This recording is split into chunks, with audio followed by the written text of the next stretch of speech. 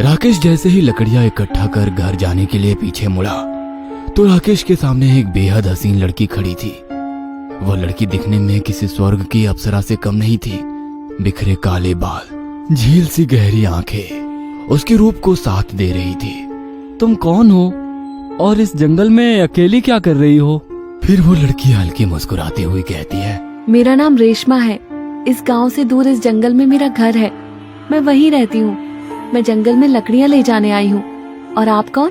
फिर राकेश कहता है, मेरा नाम राकेश है। यहीं पास ही में मेरा गांव है।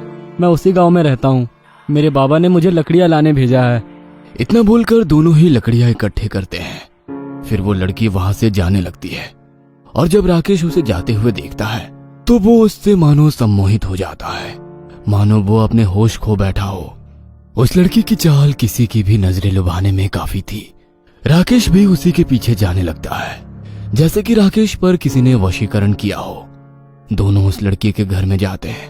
वह लड़की राकेश से लिपट जाती है और उसे प्यार करने लगती है। दोनों का प्यार चरम सीमा पर था। तभी उस लड़की का चेहरा बेहद डरावने चेहरे में बदल जाता है। उस लड़की के मुंह से खून की धार बह रही थी। वो खौफनाक मंजर देखकर राकेश के होश ठिकाने आ जाते हैं और वो लड़की को धक्का देकर दूर हटा देता है। लेकिन वो लड़की राकेश के ऊपर झपटा मारकर अपने दांत उसके गर्दन पर चुभोकर सारा खून बहा देती है और लड़की, जो कि एक चुड़ैल के रूप में बदल चुकी थी, वह राकेश के सभी शरीर को अपने भाग से अलग कर रही थी। कहा जाता है कि चुड़ैल का प्रकोप बहुत खतरनाक होता है। ऐसे ही इस गांव की दास्तान है। इस गांव में एक बहुत खतरनाक चुड़ैल का साया है। वह चुड़ैल किसी के रूप में आकर अपनी खूबसूरती के जाल में गांव के मर्द के साथ हम बिस्तर होती है और उसे मार डालती है। ऐसा करने से उसकी शक्ति, खूबसूरती और उसकी उम्र बढ़ जाती है। यह सिलसिला बहुत दिन तक चला और बहुत सी मासूम सी जानें दांव पर लगी। मगर गांव वालों को चुड़ैल से छुटकारा पाने का तरीका मालूम था। चुड़ैल जिस मर्द के साथ हम बिस्तर होती है, उस मर्द को चुड़ैल को मारना ही पड़ता है। अगर चुड़ैल ने किसी मर्द को गलती से भी ऐसे ही जिंदा छोड़ दिया तो वो खुद जलकर राख हो जाएगी। जो मर्द उस चुड़ैल के साथ गया उसको चुड़ैल ने मार दिया, पर उस बेवकूफ इंसान ने कभी चुड़ैल से छुटकारा पाने का रास्ता तक नहीं अपनाया। वैसे भी वो खतरनाक चुड़ैल उस इंसान को आखिर मार ही देती है। शहर से पढ़ाई कर विक्रम वापस अपने गांव आया था। कितने दिन बाद शहर से गांव जाने का अलग ही मजा है। जो बात गांव की हवाओं में है वो शहर में कहां। फिर विक्रम गांव में आता है। विक्रम की गांव में केवल उसकी माँ थी। पिताजी गुजर गए थे। गांव में अपनी माँ को देखकर वो बहुत खुश हुआ। माँ, कितने दिनों बाद तुझे देख रहा हूँ। फिर विक्रम की माँ खुश होकर थोड़ी धीमी आवाज में बोली, तुझे देखकर मेरी आंखों को राहत मिल गई। अब तू मेरे साथ ही रहेगा ना?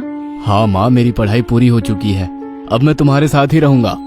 अगले दिन विक्रम गांव वालों की परेशानी देख एक चाचा से पूछा, और चाचा जी, इस गांव के सब लोग इतने परेशान और शांत क्यों रहते हैं? पहले तो गांव में ऐसा ना था, एकदम ऐसा क्यों? फिर वे बूढ़े चाचा विक्रम को उस चुड़ैल की कहानी बताते हैं। बेटा, इस गांव पर सदियों से एक चुड़ैल का साया है। वो अपनी खूबसूरती के जाल में फंसाकर इस गांव के मर्द के साथ हम बिस्तर होती है और उसका खून पी लेती है। कभी कभी रात में इस गांव पर उस चुड़ैल की परछाई दिखाई देती है, पर उस चुड़ैल से छुटकारा पाने का एक तरीका है। उसके साथ जो भी मर्द हम बिस्तर होता है, चुड़ैल को उसे मारना ही पड़ता है। अगर वो मर्द खुद ही अपने आप को मार ले या फिर किसी चीज से उसकी जान चली जाए तो वो चुड़ैल जलकर राख हो जाएगी। विक्रम उस चाचा की बात सुनकर हंसने लगता है।